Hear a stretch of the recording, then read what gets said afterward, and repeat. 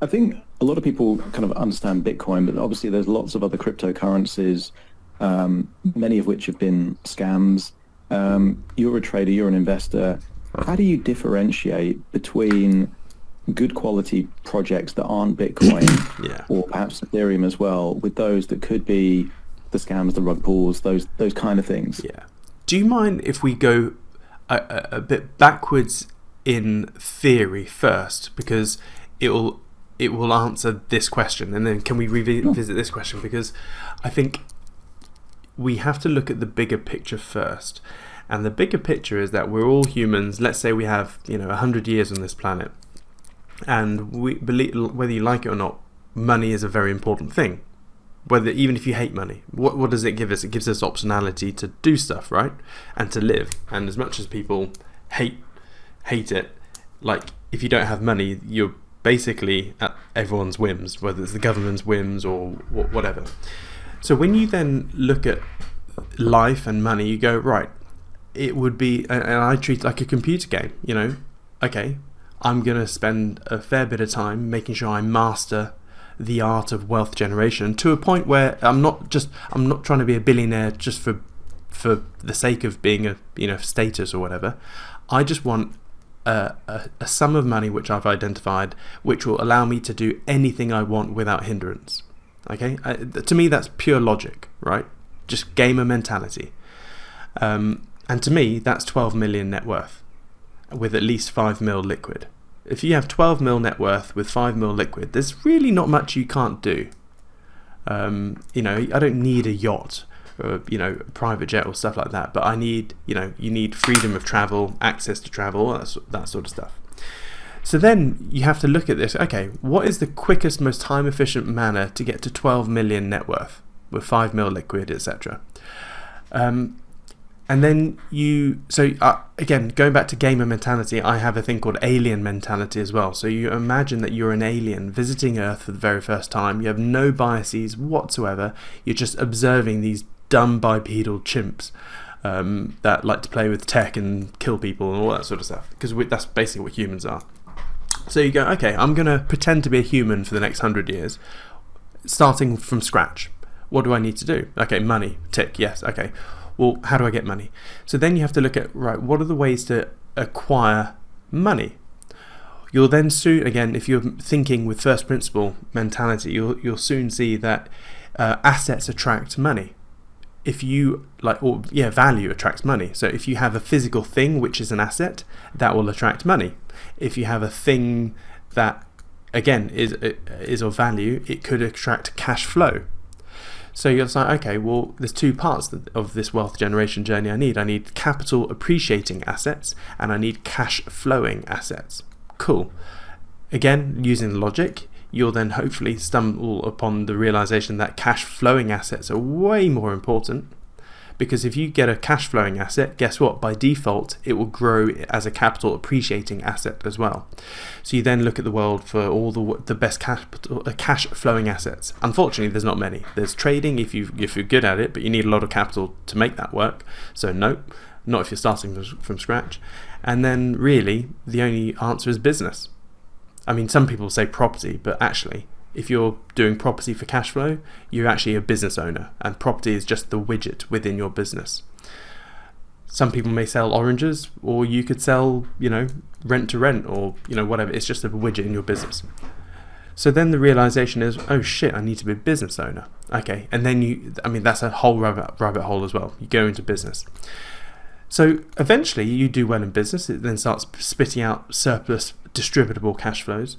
What do you then do with your surplus distributable cash flow? You've got to grow it, right? You can't just leave it in a bank to, melt away from inflation. So how do you grow it? And that is when you need to really get into investing. So you then look at, you've got a pot of money here, or a growing pot of money because of your cash flow from the business. So you're like, okay, well, how do I grow this in the most efficient manner? And then you have to look at the economic environment and landscape. So the key thing that almost everyone doesn't understand is real inflation. No one understands it. They read it in the news, go, oh, inflation's gone up, but they have no idea about it, when it's like absolutely critical fundamental understanding. I teach my 5 and 7-year-old this because it's so important. So you have two types of inflation. You have monetary inflation and price inflation. So monetary inflation is when the Bank of England or any central bank just prints currency and expands the currency supply, right? But if, let's say I was the Bank of England and I plucked £1 trillion out of my arse right now, I have a thing called the Cantillon effect. Because I've just plucked it out of my arse, I can spend that £1 trillion on anything I want at today's prices, right? I could go out and buy a country at today's prices. I could go out and buy all the Bitcoin and gold there is at today's prices. But the second I deploy that capital into the actual real world, that money will then start percolating into the system. Now, the way that the financial system works is that all the money that the banks print, it just percolates into stocks and property, typically. But there's a lag, right, due to the Cantillon effect. If I go out and buy some property, guess what? I then give money to the people that are selling the property, they then go and spend it and blah, blah, blah. And that's how it slowly filters into the economy. I don't like the term trickle-down economics because in reality it doesn't work like that. But the lag is 12 to 24 months. So if I pluck £1 trillion out of my arse and I go spending, I can buy anything I want at today's prices. That's the Cantillon effect. And it'll take 1 to 2 years for that money to actually get into the real economy. But what prices does is it's a massive sponge. It just soaks everything up and it grows. So as that £1 trillion is flourishing through the economy, it makes everything get more expensive. And therefore price starts going up. And that's called price inflation. So people, and I've had arguments with economics professors on this because they do not teach this the right way. Because all economists and analysts, they've taught Keynesian economics, which sounds great in theory, but we have 80 years of empirical data that it just doesn't work. It's absolutely flawed. It's a bit like communism. It's great in theory, or socialism is great in theory, but in reality, never works. So Keynesian economics is greatly flawed. So you have you have monetary inflation, and then that causes price inflation. So now we have that little Lego brick of knowledge. You then have to look at, okay, well, if the currency expansion is the key thing that makes everything go up, well, what is the currency expansion for the country I'm in? If you look at the UK, by the way, there's lots of ways to measure the currency supply from M0 to M3. Now, everyone tries to hide M3, as in all the banks, because that's the biggest, broadest measure of the currency supply. Everyone looks at M2 because it's just that they've tarted it up a bit. But when you look at, well, whether you look at M2 or M3, it gives you the same picture. The currency supply is spiking vertically upwards. Now, you can't see this on the chart because I've got it on my other screen here. But if you just take a random...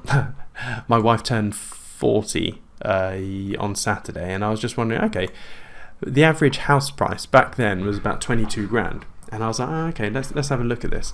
So 40 years ago until now, the UK currency supply has grown by 4,554%.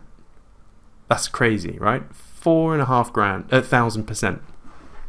And then I was like, okay, well, let's look at the GB house price index, so the average house price index.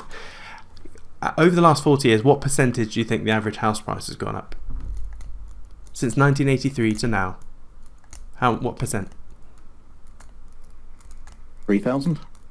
When did you say 40 years? Yeah. 40 years ago, same time. To now. 3,000%. Nope. The house price index has only gone up 947%. So this is the first learning point that everyone needs to understand in investing, and I take houses because in the UK and the US we're all thumb and bum, mind and neutral, obsessed with houses, and people don't understand it. So everyone goes, oh, my house has gone up 100% in the last 10 years, or it's gone up 300 grand in the last 20 years, or whatever. Yeah, but how much has the currency supply gone up? People don't understand this. So what you have to do is, any asset on the planet that you are thinking of putting money into, you have to compare it to the local currency supply. So yes, your house may have been worth 22 grand 40 years ago, and now it's worth 250 grand. But the currency supply has gone up 4,500%. So when you compare that chart, so HPI divided by M3, it's basically a vertical line down. And when you compare pretty much any asset out there against the currency supply, nothing has really, outpaced it. Stocks really the only thing that over a long period of time have actually outperformed the currency supply. And so here's the other crazy thing. When you look at the UK and the US over the last 30, 40 years, the currency supply on average grows 15% per year. Guess what the stock market does over that same time period? The stock market grows roughly 15% per year. So it's ridiculous. So using this alien mentality, I'm now scouring the globe. I've got the cash flowing assets done. Right, I'm now looking around the world. What assets are good to buy? And you can look at stocks, bonds, property, commodities, land, fine art, fine wine, all the bits and bobs. But every time I find something, I compare it to M2. I normally use US M2 because the US still basically runs the world at the moment. And everything compared to US M2 just is pathetic. And it's not, with stocks, why bother if it's barely beating M2 and you've got the added risk of that? Not much point. So this is the reason I'm in crypto. That is the core fundamental reason, because it's at the moment, over the last 12 years, it's the only asset that has absolutely dominated every other asset class. It's left M2 and any M3, whatever you want to look at, for dust. So I look at this and go, okay, interesting. Yes, it has its risks because it's a new entity or a new asset class, but it's here to stay, especially now we've got BlackRock, Vanguard, Fidelity, and all the world's banks, billionaires, and countries racing to open up Bitcoin spot ETFs. It's going to be here for many, many decades. And so crypto still, has at least a 200% CAGR. So this is why I am, by pure logic and reason, or my own logic, I guess, that the only things I do is business and crypto. So just taking what you've said and kind of reflecting it back, I guess one of the things that, particularly Bitcoin, because of the scarcity of supply, whereas things like countries can do the equivalent of just produce more glass beads to kind of inflate the currency supply, you can't have any more than, I think it's 21 million is the cap of Bitcoin. And of course, some people are going to lose their keys and things are going to happen. So is that, when you described it as digital gold, is that what gives Bitcoin value? It's the scarcity mainly? Yeah. Historically, gold, when you look at it over thousands of years, it has actually been a store of wealth. Not when you look at it over the last 40 years, gold has been pants.